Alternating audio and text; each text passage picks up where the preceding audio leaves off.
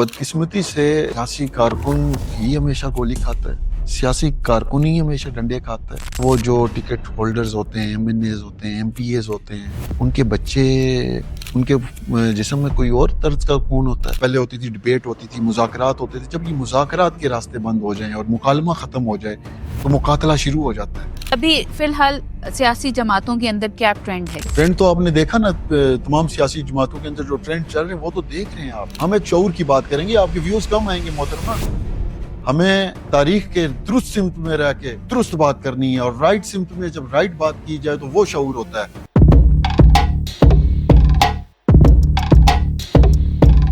अस्सलाम वालेकुम everyone, welcome to the platform of the truth international. मैं हूँ राबिया अली। आज हम बात करेंगे नौजवानों की। नौजवानों को क़यादत के लिए क्या तैयार किया जा रहा है या उन्हें बेवकूफ़ बनाया जा रहा है। इनकलाब के नाम पर लाया जाता है और फिर उनकी लाशें गिरा दी जाती हैं। हुकूमत कहती है ऐसा कुछ नहीं हुआ, जबकि अवाम कहती है कि बहुत सारी लाशें गिर गईं, लोग लापता हैं, कुछ नौजवान जेलों में हैं। उनके मुस्तकबिल का क्या बनता है? क्या माएँ इसलिए इस मुल्क में अपने जवान बड़े करती हैं कि उन्हें इनकलाब के नाम पे बुलाया जाए और उसके बाद वो लापता हो जाएं? इन सब पर बात करेंगे। हमारे साथ मौजूद हैं उबैद अब्बासी। अस्सलाम वालेकुम सर। वालेकुम अस्सलाम वरहमतुल्लाह। सबसे पहले मैं ट्रुथ इंटरनेशनल का और आपकी पूरी ब्रॉड पॉडकास्ट की टीम का शुक्रगुजार हूँ कि आपने मुझे अपने प्रोग्राम में मदऊ किया। बड़ा अहम और सेंसिटिव टॉपिक का आपने चुना है। देखें, सियासी कारकुन किसी भी सियासी जमात का एसेट होता है, असासा होता है। बिल्कुल। और सियासी कारकुन अपनी क़यादत की जब कॉल आती है तो उसके लिए वो दिन रात एक करके मेहनत करता है, चाहे उसका ताल्लुक किसी भी सियासी जमात से हो, तहरीक इंसाफ से हो, मुस्लिम लीग नून से हो, या किसी भी सियासी जमात, किसी इस्लामी पार्टी से हो। जब हमने देखा लाहौर में जो वाकया हुआ, जब इस्लामी स्कॉलर ने बुलाया और वहां पे जब बच्चे उनकी डेथ्स हुई, तो किसी भी जमात से हो, कोई भी नजरिया हो। जी कोई भी नजरिया हो, आइडियालॉजी हो, लेकिन बदकिस्मती से सियासी कारकुन ही हमेशा गोली खाता है, सियासी कारकुन ही हमेशा डंडे खाता है। क्या वो जो टिकट होल्डर्स होते हैं, एमएनएज होते हैं, एमपीएज होते हैं, उनके बच्चे, क्या वो उनके उनके जिस्म में कोई और तर्ज का खून होता है? बिल्कुल, तो यही ये हम वो बदकिस्मती है कि आप देखेंगे लीडर, हमने ये देखा जो अभी हालिया वाकयात हुए। सबसे पहले तो चाहे वो रेंजर्स का जवान शहीद हो, चाहे वो कोई आम इंसान शहीद हो, चाहे वो कोई पुलिस वाला हो या किसी पुलिस वाले को फेंटा लगे या किसी आम इंसान को फेंटा लगे, ये इंतहाई अफसोसनाक अमल है। ये मुकालमा मुकातले में तब्दील हो चुका है। बिल्कुल ऐसा ही। और मुकालमा, पहले होती थी डिबेट, होती थी मुज़ाकरात होते थे। जब ये मुज़ाकरात के रास्ते बंद हो जाएं और मुकालमा ख़त्म हो जाए तो मुकातला शुरू हो जाता है। तो ये बदकिस्मती है इस मुल्क की कि पाकिस्तान के नौजवानों का हमेशा नेगेटिव इस्तेमाल सियासी जमातों ने किया है। और जमहूरियत जमहूरियत हमने देखी और मारूसियत मारूसियत निकलती है। मैं ये किसी एक सियासी जमात पे तनकीद नहीं कर रहा मोहतरमा। ये पाकिस्तान में आप अपने इदारों के खिलाफ जो आज देखें, हिंदुस्तान का कोई मीडिया दिखा दें और उनकी पब्लिक को दिखाएं तो वो तो फख्र से हिंदुस्तानी होने का दावा करते हैं। क्या हम ये आज कह सकते हैं कि हम पाकिस्तानी हैं? हम ग्रीन पासपोर्ट की हमने कितनी इज्जत करवाई, और हम हमारी पूरी कौम को आज फख्र से कहते हैं जी दो बयानिए चलते हैं, या इस्टेब्लिशमेंट या एंटी इस्टेब्लिशमेंट। एंटी इस्टेब्लिशमेंट होना बहुत बड़ा एजाज पाकिस्तान में। तो क्या कल हिंदुस्तान या कोई दुनिया जंगों में चल रही है तो कोई भी पाकिस्तान पर हमलावर कुव्वतें हों तो हम कहाँ खड़े होंगे? बिल्कुल, कोई अब ये नहीं समझ आती कि जिनको हम मुहाफ़िज़ कहते थे और जिनकी वजह से हम सुकून की नींद सोते थे कि वो खड़े हैं बॉर्डर्स पे, लेकिन अब हम खुद उनकी रिस्पेक्ट जो है ना कम होती जा रही है।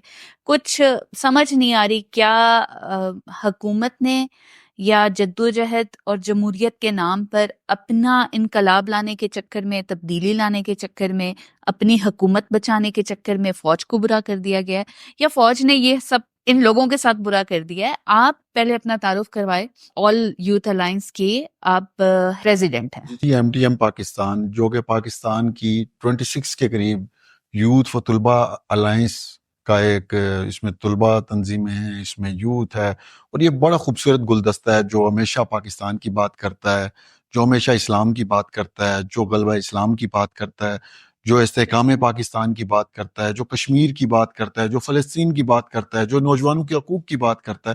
تو الحمدللہ میں 5ویں سال سے اس الائنس کا متفقہ اللہ نے یہ ذمہ داری، یہ منصب میرے سر دیا ہے، اور کوشش کرتے ہیں اس کو نبھائیں. بلوچستان جا کے، گلگت جا کے، کشمیر جا کے پاکستان کے تمام صوبوں کو اکٹھا کریں، ایک پاکستانیت کی آواز بنے. اور اس کے لیے ہم کام کر رہے ہیں، دن رات ایک کیے ہوئے ہیں. اور یہ عہدے لے کے گھروں میں بیٹھنا آسان ہوتا ہے، رضائی میں رکھ کے سو جانا بڑا آسان ہوتا ہے. نوجوانوں کو آپ ریپریزینٹ کرتے ہیں اور آپ ان کی ایک طرح سے یوں سمجھنے کی لیڈر ہے، تو نوجوانوں کے اندر کیا سوچ پائی جا رہی ہے؟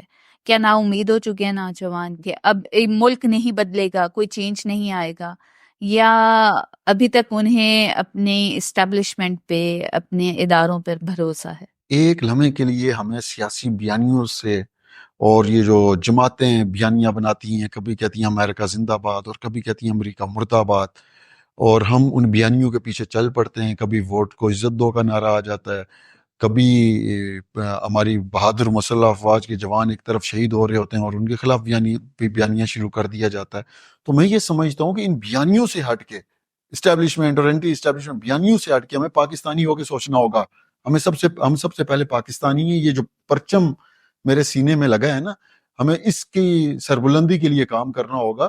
اور سیاسی جماعتوں میں بھی، تمام سیاسی جماعتوں میں ایسے نوجوانوں کو آگے لانا ہوگا جو پاکستان کا درد رکھتے ہوں، جو اس وطن کے ساتھ، اس مٹی. لیکن مسئلہ یہ تو یہی ہے کہ سیاسی جماعتیں جو ہیں وہ اپنی وراثت کے طور پہ چل رہی ہیں. ہم نے مورسی جماعتیں بنا لی ہیں سیاسی جماعتوں کو، کہ میرا بیٹا، میری بیوی، میری بہن، میری خالہ، میری بھانجی، میرا بھانجا، اس سے آگے بات چل ہی نہیں رہی. تو نوجوان جو ہیں، میرا بیٹا، میرا بھانجا، میری خالہ محترمہ، اس سے آگے اس کے پاس اتنا پیسہ، جب ایک ایم این اے اسمبلی میں 10-20 کروڑ لگا کے آئے گا، یا کوئی عہدہ 20-25 کروڑ روپے کا بکے گا، تو آپ اس سے کیا امید رکھیں گے؟ اس نے جا کے مسجد میں جا کے نماز تو نہیں پڑھانی. تو یہ بدقسمتی ہے، پیسے کا عمل دخل سیاست میں ہے. ریاست، یہ بدقسمتی ہے اس ملک کی. تو یہ جو خاتمے کے لیے نا، ہم اس جو ہماری الائنس ہے، ایک ایسی کھیپ تیار کر رہا ہے اور ایسی لیڈرشپ کو آگے لا رہا ہے جو پاکستان کا درد رکھتی ہو، جو عام پاکستانی کی آواز بنے، اور جس کو غریب کے درد کا پتہ ہو. لیکن کیا سیاسی جماعتیں آگے آنے دیں گی ایسے لوگوں کو؟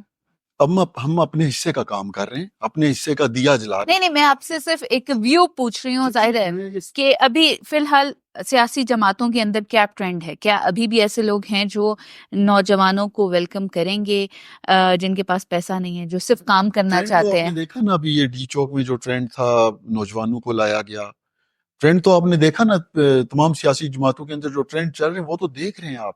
لیکن ہم ایک شعور کی بات کریں گے، آپ کے ویوز کم آئیں گے محترمہ. ہمیں ویوز کی پرواہ نہیں کرنی، ہمیں تاریخ کے درست سمت میں رہ کے درست بات کرنی ہے. اور رائٹ سمت میں جب رائٹ بات کی جائے تو وہ شعور ہوتا ہے. بنگلہ دیش میں ہم نے دیکھا انقلاب آیا، آپ نے ابھی حالیہ دیکھے واقعات بنگلہ دیش میں. تو انہوں نے یہ نہیں کہا کہ حسینہ واجد کو لاؤ یا خالدہ ضیاء کو لاؤ.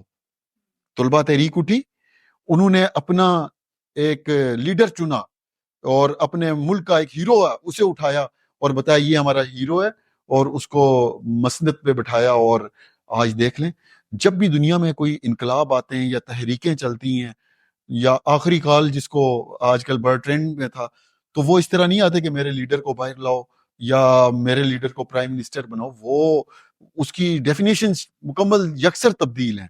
تو پاکستانی قوم کو بھی یہ نہیں ہے کہ اپنے لیڈر کی ہر جو وہ بات غلط کو صحیح، اور یہ نہیں کرنا چاہیے. اس پہ تمام سیاسی جماعتوں کے اندر اب ایک بڑی توانا آواز کھڑی ہو چکی ہے، اور ہم یہ سمجھتے ہیں کہ ریاست کو بھی ماں کا کردار ادا کرنا چاہیے. ریاست ہے نا، اسے بھی ماں کا کردار ادا کرنا چاہیے. اور ریاست جب ماں کا کردار ادا کرتی ہے تو اس کو ریاست کے اوپر جو حملہ آور قوتیں ہوتی ہیں اور اس کے دفاع میں جو لوگ، جو نوجوان کھڑے ہوتے ہیں، ان کی نظر ان کی طرف ہوتی ہے. لیکن ہم بات کریں گے کہ نوجوانوں کے اندر ٹالرنس بہت ختم ہوتی جا رہی ہے. اب سمجھ نہیں آ رہی، کیونکہ ایک طرف جب آپ نے کہا نا کہ مکالمہ ختم ہو گیا اور مقاتلہ سٹارٹ ہو گیا، تو جب مقاتلہ سٹارٹ ہوگا حکومت کی طرف سے یا اداروں کی طرف سے، تو جو जवान नस्ल है उसके अंदर टॉलरेंस तो पहले ही कम है। अब इन चीजों को बैलेंस कैसे करेंगे हम?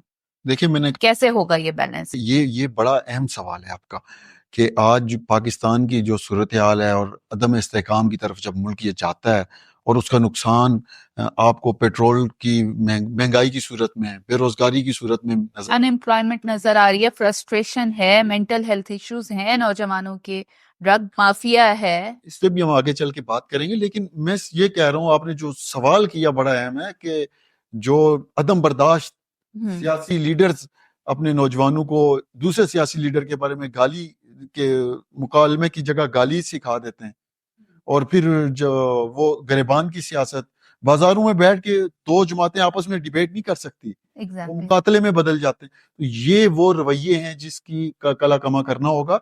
और हम पाकिस्तान की तमाम तुलबा तंजीमें, तमाम यूथ इस हवाले से अपना तमाम नौजवानों में आगाही मुहिम शुरू करने जा रहे हैं। शौक के लिए हम आगे बढ़ रहे हैं और हम कहेंगे कि पाकिस्तान के लिए अपने सीनों को आगे करें, एक दूसरे को गले लगाएं, एक दूसरे से मोहब्बत, ना कि गोली खाने के लिए एक दूसरे के सीने आगे करें। पाकिस्तान इसलिए नहीं बना था। ये बहुत अच्छी आपकी बात है कि अपने सीने जो हैं वो गले लगाने के लिए, एक दूसरे के अंदर मोहब्बत स्प्रेड करने के लिए इस्तेमाल करने चाहिए, ना कि ये कहा जाए कि आज हम अपने सीनों पे गोली खा के जाएंगे और बच्चों के सीनों पे आप गोलियां खिलवा दें। और देखिए, मैं अभी ये जो पीछे वाकयात हुए, मैं देख रहा था किसी पुलिस वाले को पकड़ के जबरदस्ती उससे बयान लिया जा रहा है कि आप फलां लीडर के जिंदाबाद का नारा लगाओ, या वो डंडे उठा के उनके आगे कीलें लगी हुई थी, या दूसरी तरफ से आंसू गैस के शेल फायर हो रहे थे और उधर से भी फायर हो रहे थे, या रियासत पे जैसे हमलावर थी। और दुनिया में क्या और इंटॉलरेंस का जो इमेज हमारा गया है, ये किसी और मुल्क में होता तो हम कहते कि दुनिया में एहतजाज होते हैं, पुरअमन एहतजाज होते हैं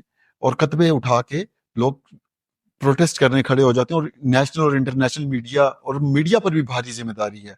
और हमारे जो पॉडकास्टर्स हैं जो इस हवाले से काम करें, उनकी भी जिम्मेदारी है कि वो अपने प्रोग्रामात में इन चीज़ों को उजागर करें और ऐसे पाकिस्तान के कॉज को आगे लेके चलें, क्योंकि ये बड़ी मुश्किल से ये मुल्क हासिल हुआ। आप आज लेबनान का हाल देखें, आज आप इस फ़लस्तीन को देखें, आज आप यूक्रेन वॉर को देखें, रशिया और यूक्रेन वॉर को देखें।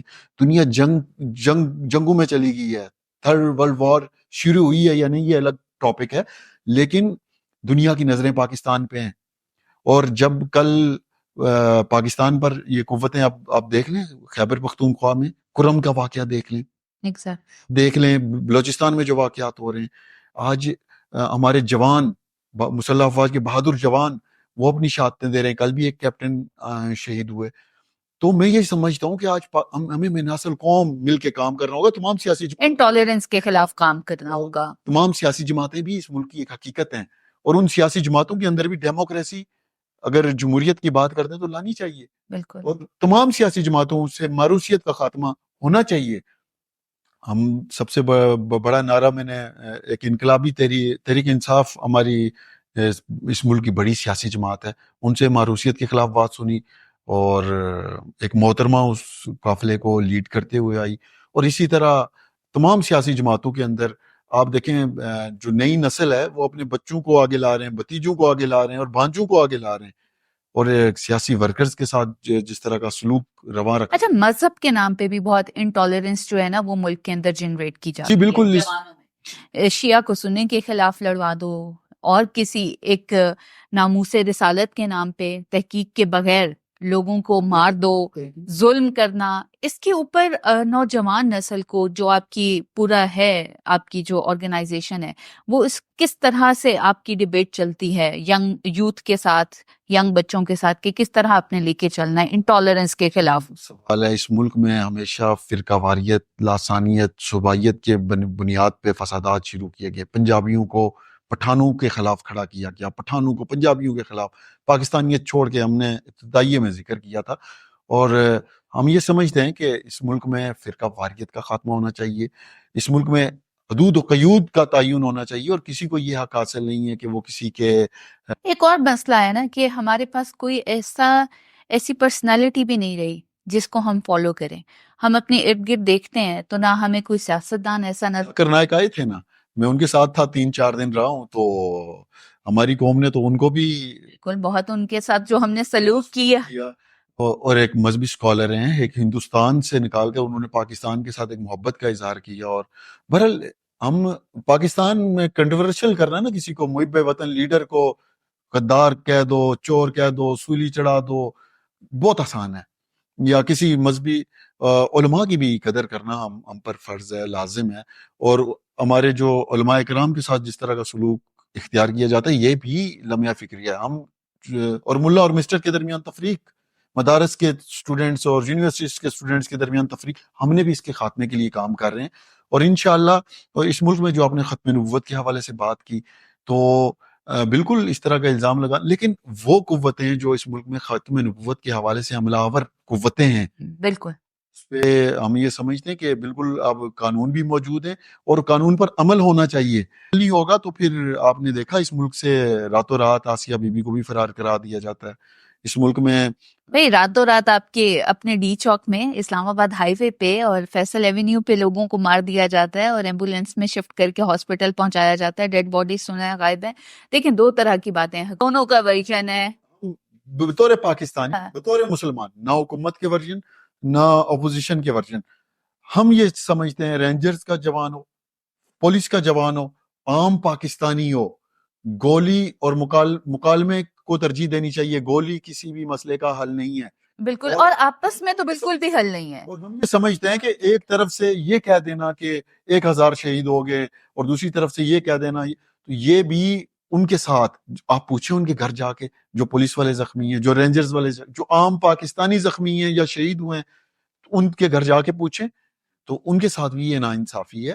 اور اس کاز کے ساتھ بھی ایک پروپیگنڈا، اس پروپیگنڈے کو سیاسی مقاصد کے لیے استعمال کرنا، یہ بھی ظلم ہے، یہ بھی ظلم ہے اس کاز کے ساتھ. لیکن فرسٹریشن اس ساری سچویشن سے نا، فرسٹریشن یوتھ میں بہت بڑھ گئی ہے. اور ایک اور چیز جو میں ضرور چاہوں گی آپ کے ساتھ ڈسکس کرنا، کہ ہمارے ملک میں جہاں پہلے عام نشہ کرنا، سگریٹ پینا بھی برا سمجھا جاتا تھا، اسی ملک میں اب بچے بچیاں چھوٹی ایج سے ویپ کے نام پہ شروع کرتے ہیں، اور پھر آئس اور پتہ نہیں کون کون سی ڈرگس کے نام ہیں جو مجھے تو آتے بھی نہیں ہیں. لیکن بچے جو ہیں، ینگ بچے، ان کو اس سارے جال میں پھنسایا جا رہا ہے. یہ ڈرگ مافیاز کیسے پہنچتے ہیں یونیورسٹیز میں؟ دیکھیں، سب سے بڑی بات، میں مختلف پاکستان کی یونیورسٹیز میں جاتا ہوں اور بچے اور بچیوں کا جو بالخصوص ہمارے اس نصاب تعلیم کی تو بات کریں تو وہ تو الگ ہے، لیکن جو ہماری یونیورسٹیز میں ماں باپ بڑی محنت سے دن رات محنت کر کے اپنی بچی کو بھیجتے ہیں، یونیورسٹیز میں بچے کو بھیجتے ہیں، تو ان کا سامنا ادھر ڈرگ مافیا سے ہوتا ہے. اور وہ چھوٹے چھوٹے ڈیلر ان کو جا کے اور پھر یونیورسٹیز میں ایک ایسا ماحول قائم کر دیا جاتا ہے کہ چھوٹی بچی آئس کا استعمال اور ڈرگس کا استعمال. تو میں یہ سمجھتا ہوں کہ اس مسئلے کا حل اینٹی نارکوٹکس کو اپنا کردار ادا کرنا ہوگا. ادارہ ہے گورنمنٹ کا، انہیں چاہیے ان ڈرگ ڈیلرز کو پکڑے، ان کی جڑوں تک جائے، بارڈرز کو محفوظ کرے. اور یہ جو یونیورسٹیز اور کالج میں آنے سے پہلے ہی اس مافیا کا قلعہ کما کرنا چاہیے. اور ہم مسلم طلبہ معاذ MTM، ہم اس عزم کا اظہار کرتے ہیں کہ ہم ان ڈیلرز کے گریبانوں تک جائیں گے جو یونیورسٹیز میں ہمارے بچوں کو اور بچیوں کو. یونیورسٹیز میں وہ کیسے پہنچتے ہیں؟ میں آپ سے یہ پوچھنا چاہ رہی ہوں کہ یونیورسٹی میں پہنچنا اتنا آسان نہیں ہے. اگر یونیورسٹی کی لیڈرشپ یا کوئی گورنمنٹ سے ان کے ساتھ نہیں ہے، پولیس سے ان کے ساتھ نہیں ہے، یہ ملی بھگت ہے، یہ بہت بڑا مافیا ہے، یہ اربوں کا بزنس ہے. یہ نوجوانوں کے جو مستقبل کے ساتھ کھیلنا، یہ اربوں کا بزنس بن چکا ہے. یہ ڈرگ ڈیلر شروع ہوتا ہے افغانستان سے آئے گا، یا کہ خیبر پختونخوا سے یا بلوچستان سے، یا جہاں سے ان کے روٹ کازز ہیں. یہ جب نکلتے ہیں تو ان کے ساتھ ایک پوری چین ہوتی ہے. تو آپ جب تک ان ڈرگ ڈیلرز کو نہیں پکڑیں گے اور اس کی چین بے نقاب نہیں ہوگی، اور یہ اس میں یونیورسٹیز کے اندر مافیا ملا ہوتا ہے، اور اس میں اسٹوڈنٹس کو بھی چاہیے کہ جو اپنے ارد گرد نظر رکھیں اور ان کو بے نقاب کریں. اور اس میں ہم یہ سمجھتے ہیں کہ یہ پاکستان کا فیوچر کا سوال ہے. فیوچر کا 65% نوجوان ہے پاکستان کا نوجوان، اور اگر آپ اس قوم کو ڈرگ کی طرف لگا دیں گے تو اس نے پاکستان کا مستقبل کیا بننا ہے؟ یونیورسٹیز میں آگے ہی حالات جو آپ بالکل بالکل ایسا ہی ہے، یونیورسٹیز کے حالات ہیں. اچھا، نصاب کی ہم آپ نے اندر ذکر کیا، نصاب کی بات کرتے ہیں، کیریکولم کی بات کرتے ہیں.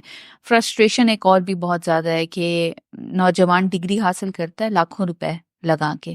پیرنٹس کو یہ امید ہوتی ہے کہ میرے بچے نے اب ماسٹرز کر لیا ہے، یونیورسٹی سے اس نے پاس کر لیا ہے، اب شاید ہماری زندگیوں کے حالات بدل جائیں گے، شاید میں اتنا اچھا کما نہیں سکا، میرا بچہ بہت اچھا کما کے لائے گا، وہ ایک وائٹ کالر جاب کرے گا. بچہ مارکیٹ میں جاتا ہے جاب کرنے تو جاب اویلیبل نہیں ہے.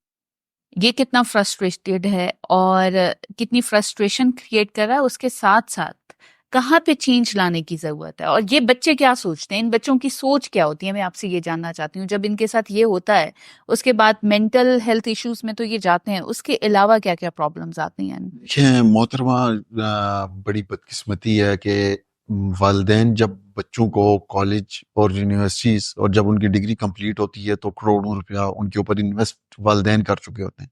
وہ باپ جو دن رات محنت کر کے اپنی بچی کو اور یا بچے کو لاکھوں روپے لگا کے اس وجہ سے بھیجتا ہے کہ جب میری بچی یا بچہ نکلے گا تو اسے پاکستان کے بہترین مستقبل کے لیے وہ اپنا کردار ادا کرے گا، اسے اچھی جاب ملے گی، اچھا روزگار ملے گا یا اچھا شعبہ چنے گا. تو جب وہ ڈگری پہ کروڑوں روپے لگانے کے بعد جو روزگار کے لیے اسے سفارش کلچر کا، میرٹ کی پامالی، اس کا سامنا کرنا پڑتا ہے. پھر کسی امیر کا بیٹا تو آپ کو یا کسی سرکاری ملازم کا تو بھتیجا بھانجا اس جگہ آپ کو نظر آئے گا. لیکن بدقسمتی ہے، یہ پاکستانیت کی بات ہے کہ وہ بچی جو ٹاپر ہوتی ہے یا وہ بچہ جو اپنی یونیورسٹیز میں ٹاپر رہتا ہے، دن رات محنت کرتا ہے اور جب اسے روزگار نہیں ملتا تو وہ ڈپریشن میں جاتا ہے. پھر وہ اس کا جو حال ہے، لیکن میرا یہ خیال ہے کہ لیکن اس کا حل موجود ہے پاکستان میں، میرٹ کے کلچر کو عام کرنا اور روزگار کے نئے مواقع پیدا کرنا. یہ حکومتوں کا کام ہے. میں یہ سمجھتا ہوں ان سب کا تعلق استحکام سے بھی ہے. پاکستان میں ہم 3-4 سال بعد دیکھتے ہیں جو عدم استحکام کے بعد ملک کو پیچھے دھکیل دیا جاتا ہے، تو یہ بھی اس کا بڑا ایک لیکن ینگ بچوں کا یہ بھی کہنا ہے کہ یونیورسٹیز میں ہمیں جو نصاب دیا جا رہا ہے، جو کچھ ہمیں پڑھایا جا رہا ہے، جب ہم پریکٹیکل لائف میں جاتے ہیں تو اس میں سے کچھ کام نہیں آتا، ہمیں ایسے لگتا ہے کہ ہم نے کچھ سیکھا ہی نہیں ہے. یہ بھی ایک بڑا پرابلم ہے. تو جب یہ پالیسیز بنائی جا رہی ہوتی ہیں، سنگل نصاب تعلیم پہ بڑا کام کیا ہے اور بڑی کوشش کی ہے، اور اس پہ ابھی نہیں کہ کئی دہائیوں سے ہم کام کر رہے ہیں.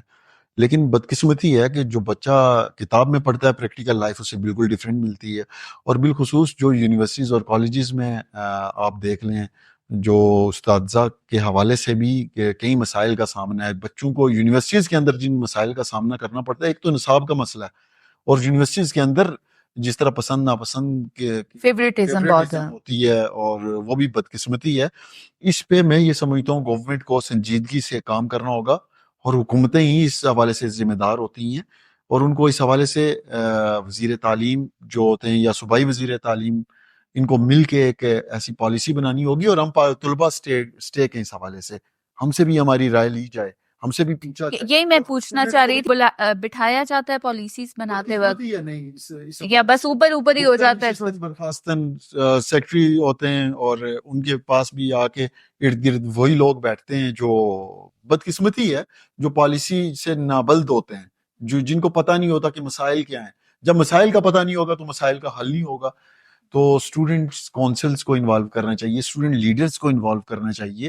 اور پاکستان کے فیوچر کا سوال ہے، تو پاکستان کے فیوچر کے لیے ان سب کو مل کے کام کرنا چاہیے. بدقسمتی ہے اس حوالے سے ابھی تک مجھے سیریسنس کسی بھی دور حکومت میں کوئی خاص نظر نہیں آئی. ہاں، ایک دم سے آتا ہے کہ 5ویں تک کا نصاب بدل دیا گیا یا ایک نئی بک ایڈ کر دی گئی، اس سے کوئی بڑا چینج نہیں. ہم دنیا سے نہیں سیکھ رہے. ہم دیکھیں دنیا کہاں چلی گئی. میں دبئی گیا تو مجھے شیخ زاید یونیورسٹی نے ایز اے چیف گیسٹ بلایا اور مختلف ڈپارٹمنٹس کا وزٹ کروایا، تو میں بڑا متاثر ہوا. اور بڑا ان کا جو نظام تعلیم اور جو یونیورسٹیز کے اندر ایک معیار تھا، تو ہمیں دنیا سے کم از کم کاپی تو کر لیں.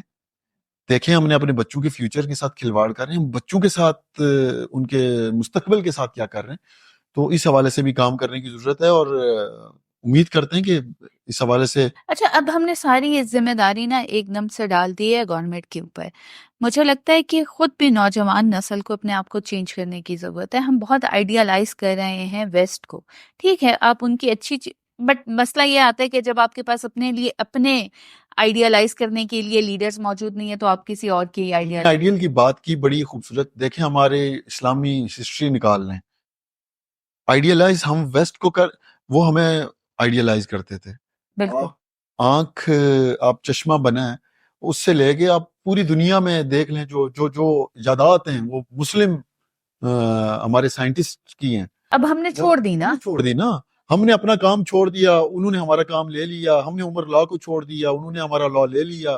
ہم نے اپنے فاتحین کو بھول گئے. ہم بھول گئے سلطان ٹیپو سلطان کون تھے, صلاح الدین ایوبی کون تھے. ہم اپنے مسلم ہیروز کو بھول گئے.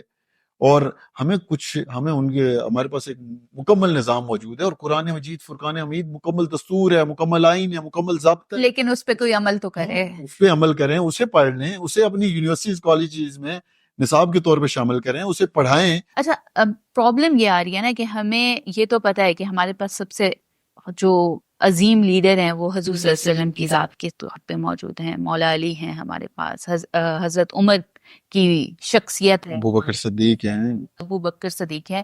لیڈیز میں بہت اعلیٰ ہمارے پاس امہات المومنین ہیں. بٹ پرابلم یہ ہے کہ وہ ہم نے صرف کتابوں میں پڑھے ہیں نا. ابھی ہمارے پاس پریکٹیکل لائف میں جب ہم دیکھتے ہیں تو ہمیں کوئی لیڈر نظر نہیں آتا. ہم کس کے پیچھے جائیں, کس کو فالو کریں. پہلے ہوتے تھے صوفیہ کرام ہوتے تھے, ان کی محفل میں لوگ جاتے تھے, وہ آپ کو ٹالرنس سکھاتے تھے, برداشت سکھاتے تھے, محبت سکھاتے تھے. اب مزار ہیں تو وہ بھی کچھ اور ہی جگہ بن گئے ہیں, وہاں کے بھی حالات ایسے نہیں ہیں. بزرگ ختم ہوتے جا رہے ہیں, نوجوان نسل بزرگوں کے پاس بیٹھنا پسند نہیں کرتی. کنفیوژن ہے بہت زیادہ. یہ کس طرح ٹھیک ہوگی؟ لیڈر تو کوئی نظر نہیں آ رہا, کس کو فالو کریں؟ دیکھیں, آپ نے ابتدائی میں ذکر کیا, ہمارے لیے ہمارے نبی و آخر الزماں حضرت محمد صلی اللہ علیہ وسلم ہمارے آئیڈیل ہیں, ہمارے بالکل لیڈرز ہیں. اور اس کے بعد آپ دیکھیں کہ انہوں نے جو پورا ایک انسانیت کی فلاح کے لیے کام کیا, امت کے لیے ان کا درد وہ ہمارے لیے مشعل راہ ہے. اور امت کے لیے جو درد لے کے وہ چلے تھے, ہمارے سیاستدانوں کو چاہیے, اور ہمارے جو ایمرجنگ لیڈرز ہیں, نوجوان لیڈرز ہیں, ان کو چاہیے کہ وہ نبی پاک کے اسوہ حسنہ پہ عمل کرتے ہوئے, اپنی ان کی تعلیمات پر عمل کرتے ہوئے آگے بڑھیں. اور ہم نے جو اپنے آئیڈیلائز کر دی ہیں نا محترمہ, وہ ٹک ٹاک میں کسی نے کہہ دیا لاہور دا پاوا اختر لاوا, اسے آئیڈیل بنا دیا اور پوری نوجوان نسل اس کے پیچھے لگ گئی. کسی نے وڑ گیا کہہ دیا تو اس کو آئیڈیلائز کر دیا. تو بدقسمتی ہے. اور یا ہم نے ترجیح دی کہ کسی اوپوننٹ لیڈر کو محترم بھی کہہ سکتے ہیں, اسے گالی دے کے پکارنا, یہ ہمارا مشغلہ بن گیا. نوجوانوں کو, پاکستانیوں کو اور پاکستانی نوجوانوں کو ہم یہ سمجھتے ہیں کہ ان کو اپنے آئیڈیلز بدلنے ہوں گے, اور ان کو جو ہماری جو یہ ہم زبان کا استعمال کرتے ہیں نا, جو ہماری سیاسی لیڈرشپ کی بھی ناکامی ہے. انہوں نے جس طرح کی جلسوں میں زبان کا استعمال کیا, کسی ایک سیاسی جماعت کی بات نہیں کروں گا, تمام سیاسی جماعتوں کی لیڈرشپ. اور ٹویٹر پہ یہ ٹرینڈ بن گیا ہے کہ مجھے تو افسوس یہ ہوتا ہے کہ سوشل میڈیا پہ بھی اور ٹویٹر پہ اس کے زیادہ فالوورز ہیں جو جتنی برے طریقے سے بات کرتا ہے, کہا نا اس پروگرام آگ لگانے والی بات کرتا ہے. اگر ہم وڑ گیا یہ 2-4 لفظ کہہ دیں تو یہ پروگرام اٹھ جائے گا. لوگوں کو اپنی آئیڈیلائز انٹلیکچوئل لوگوں کو سننا ہوگا, لوگوں کو ہسٹری کی طرف جانا ہوگا. آج پاکستانیوں کو یہ سمجھنا ہوگا کہ انٹرنیشنلی پاکستان کے اوپر کس طرح کے معاملات ہیں, کس طرح کے خطرات ہیں. دنیا میں 2 بڑے بلاکس بن چکے ہیں, چائنا اور امریکنز آمنے سامنے ہیں, اور صف بندی دنیا میں ہو چکی ہے. پاکستان کو اپنے مفادات کا خیال رکھنا ہوگا, اور ریاست جب سوچتی ہے وہ پاکستان کی مفادات کو سامنے رکھ کے سوچتی ہے. اس نے نہ کہ صرف یہ کہ اپنی پارٹی کے مفادات دیکھے جائیں. کا کیا انٹرسٹ ہے. اور پاکستان میں ہمارے کچھ لیڈرز ہیں, وہ اٹھ کے ان کے مفادات کی طرف چل پڑتے ہیں. کبھی وہ ان کے کہنے پہ زندہ باد کہہ دیں گے, کبھی ان کے کہنے پہ مردہ باد کہہ دیں گے. پاکستانی نوجوانوں کو سمجھنا ہوگا کہ خطے کی صورتحال کیا ہے, اور پاکستان کے نوجوانوں کو کس طرف لے کے جایا جا رہا ہے. اور پاکستان کو آپ اگر ویسٹ میں دیکھتے ہیں یا اپنے مغرب کو فالو کرنا ہے, یا کسی بھی شیگو ویرا کو دیکھ لیں, انقلاب لانے کے لیے ان کا کیا طریقہ تھا, یا اور مہاتیر محمد کی مثالیں دی جاتی ہیں. تو کیا ہم کس طرف جا رہے ہیں, ہم کس طرف جا رہے ہیں, پاکستان کے نوجوان کس طرف جا رہے ہیں, جہاں انہیں بہکایا جا رہا ہے. پاکستان کے نوجوان, ہم ایک چوک میں آپ نے دیکھے مداری, وہ کھڑے ہو کے نعرہ لگا دیتا ہے تو سارے آ جاتے ہیں اس کے ارد گرد. تو جب وہ اپنی جیبیں خالی کر کے لوگ چلے جاتے ہیں تو پتہ لگتا ہے مداری نے اپنا کام کیا کیا. تو یہ مداری پن ہے پاکستان میں، حقیقی معنوں میں مداریوں سے بچیں. مداریوں سے بچیں، اور اس ملک کو بہترین لیڈر کی ضرورت ہے، اس ملک کو بہترین سیاسی کارکن کی ضرورت ہے جو حالات کی فہم و فراست کو سمجھے، جو پاکستان کے مفادات کو اپنے کسی بھی سیاسی لیڈر کے مفادات سے اوپر جانے. مجھ سے، میں دل پہ ہاتھ رکھ کے کہتا ہوں محترمہ، میری ایک سیاسی جماعت کی لیڈرشپ سے آگے میرے لیے سب سے پہلے یہ جھنڈا ہے اور یہ پاکستان ہے. میں اپنے پاکستان کے لیے یہ سب کچھ قربان کرنے کے لیے تیار ہوں. کیا باقی بچے بھی ایسا سوچتے یہ ہیں؟ جذبہ تمام سیاسی جماعتوں کے نوجوانوں کے اندر ہونا چاہیے. لیکن جب آپ اور ہم ان سب کو لیڈ کرتے ہیں، نوجوانوں کو لیڈ کرتے ہیں، آپ کا انٹریکشن ہوتا ہے نوجوانوں کے ساتھ، تو جو نوجوان نسل جو کالجوں میں، اسکولز میں پڑھ رہی ہے یا کھیتی باڑی کر رہی ہے، محنت کر رہی ہے، وہ کیا سوچتی ہے؟ نوجوان اس وقت پاکستان کے جو نوجوان ہیں، میری اکثر سندھیوں سے ملاقات ہوتی ہے، بلوچیوں سے ہوتی ہے، کشمیریوں سے ہوتی ہے، مختلف صوبوں میں جاتا ہوں، تو پاکستان کے ساتھ محبت پاکستان کے نوجوانوں کے دل میں موجود ہے. جب وہ یہ اپنی لیڈرشپ کے بیانیوں کے چکر میں کبھی لیفٹ سوچتے ہیں، کبھی، میں آپ کو ایک مثال دیتا ہوں. اس قوم نے 2008 میں زرداری کو لایا، اس قوم نے 2012 میں نواز شریف کو لایا، جیسے کہ تیسے. جس 2018 میں آپ انتخابات میں لاکھ اختلاف کریں، محترم عمران خان صاحب کو حکومت کا حصہ بنایا. 22 میں یہی قوم عمران خان صاحب کو گالی دے رہی تھی، پیٹرول مہنگا ہو گیا، یہ ہو گیا، وہ ہو گیا. پھر ایک ایسا موب بنا، اور اس کے بعد جو حالات ہیں، 16 ماہ کی حکومت اور پوری قوم ایک طرف. تو مقصد آپ سمجھیں کہ یہ قوم بخشتی کسی کو نہیں ہے، اور یہ قوم اب سوال جب کرتی ہے تو وہ لیڈرشپ پر بھی اسے سوال کرنا بنتا ہے. عبید صاحب، ابھی جو سینیریو بن گیا ہے، جس میں ریسنٹلی جو ڈی چوک پہ مظاہرے ہوئے اور فائرنگ ہوئی، آنسو گیس ہوئی، انجریز ہوئیں، ڈیتھس ہوئیں، اس کے بعد ایک عام لوگ یہ بات کر رہے ہیں کہ اب انقلاب آئے گا، اب خاموشی نہیں رہے گی، اب جو ہے نا حکومت سے بھی بہت بڑی غلطی ہو گئی ہے بندوق اٹھانے پہ. آپ کو کیا لگتا ہے کہ کشیدگی رہے گی؟ پٹھانوں کو غیرت کے نام پر اکسا کر لے آیا جاتا ہے، ہمیشہ انہیں استعمال کیا جاتا ہے، حالات کہاں کو جائیں گے؟ اینڈ نوٹ لینا چاہتی ہوں میں آپ کا. محترمہ، اگر اس انقلاب جو آخری کال تھی اس کے نتیجے میں اگر کسی پولیٹیشین کا بیٹا، کسی کا بھانجا، کسی کا بھتیجا وہاں موجود ہوتا، یا کوئی بڑا سے موروثیت کی وہ ہماری جو محترمہ ہے وہ وہاں پہ گرفتاری دیتی، تو اس کے بعد انقلاب بھی آتا، پٹھان بھی نکلتا، پنجابی بھی نکلتا، اور کچھ حالات تبدیل ہوتے. میں نہیں سمجھتا کہ اب کسی کا بیٹا، کسی کا بھانجا، کسی کا بھتیجا کسی خاص نعرے کے پیچھے اس وطن کے ساتھ جو سلوک ہو رہا ہے اس کے لیے نکلے گا. اور میں نہیں سمجھتا کہ اب پاکستان میں یہ جو کسی جو سیاسی حقیقی معلوم میں جو لوگ سمجھتے تھے نا پاکستان میں کچھ تبدیل ہونا چاہیے، میں یہ سمجھتا ہوں اس پورے عمل کے بعد اور شہادتوں کے بعد، رینجرز کی، عام انسانوں کی، یا جو عام عوام کی، اس کے بعد وہ اس سفر سے لوگ بہت دور چلے گئے. اور یہ اس طرح جو پولیٹیکل ذہن کے بغیر، پولیٹیکل سوچ کے بغیر فیصلے لیے جائیں اور آخری کال کا انجام، میں یہ سمجھتا ہوں، یہ کوئی میں خوشی سے بات نہیں کر رہا، یہ نہ اس ملک کے لیے، نہ ریاست کے لیے، نہ اس کے پولیٹیکل سسٹم کے لیے اچھا ہے. اور میں یہ سمجھتا ہوں کہ سیاسی جماعتوں کو، نوجوانوں کو شعور کی ضرورت ہے. اور جو بالخصوص میں لاسٹ میں ایک بات ضرور کہوں گا محترمہ، کہ اس وقت خصوصی طور پہ خاص سیاسی جماعت کے نوجوان، ان کو یہ بات سمجھنے کی ضرورت ہے کہ ان کے ساتھ جس طرح کا ان کا استعمال ہوا اپنے سیاسی مقاصد کے لیے، ہونا تو یہ چاہیے تھا مہنگائی، بے روزگاری یا دیگر ایشوز پہ کوئی کام کیا جاتا اور اس پہ بات کی جاتی، اور اس پہ وہ احتجاج، جو پرامن احتجاج جس طرح دیگر اقوام میں ہوتا ہے اس طرح کا احتجاج ہوتا، تو اس کی ایک بڑی پازیٹیو آواز بھی آنی تھی. تو میں نوجوانوں سے بھی یہ گزارش کروں گا کہ انہیں، تمام سیاسی جماعتوں میں نوجوانوں سے، کہ انہیں پاکستان کے فیوچر کے لیے، پاکستان کے بہترین بیٹر مستقبل کے لیے اپنا کردار ادا کرنا چاہیے. اور جس طرح کی آپ دیکھ رہے ہیں کہ دنیا جس کی نظریں پاکستان پر ہیں، جس کی نظریں ہماری پاکستان کی دفاعی لائن کو کمزور کرنے کے حوالے سے، بالکل ہم 2000 میں یہ سنتے تھے 5th جنریشن وار، تو آج نظر بھی آ رہی ہے. بالکل. بہت شکریہ عبید صاحب آپ کا. تھینک یو سو مچ. آپ نے کافی ایسی باتیں کی جو میرے خیال سے ہماری نوجوان نسل کے لیے ہیلپ فل ہوں گی، اس ملک کے لیے بہترین ثابت ہوں گی. میرے خیال سے کہ ہم سب کو ٹالرنس کی بہت ضرورت ہے، چاہے ہم ایک اینڈ پہ حکومت کے اینڈ پہ کھڑے ہوں، اداروں کے اینڈ پہ کھڑے ہوں، ریجنرس کی پوزیشن پہ کھڑے ہوں، یا ایک عام عوام کی طرح، ایک عام شہری کی طرح سڑک پر گاڑی چلا رہے ہوں. ہم سب کو ٹالرنس کی ضرورت ہے. تھینک یو سو مچ. ملتے ہیں کسی اور پوڈ کاسٹ میں. اللہ حافظ.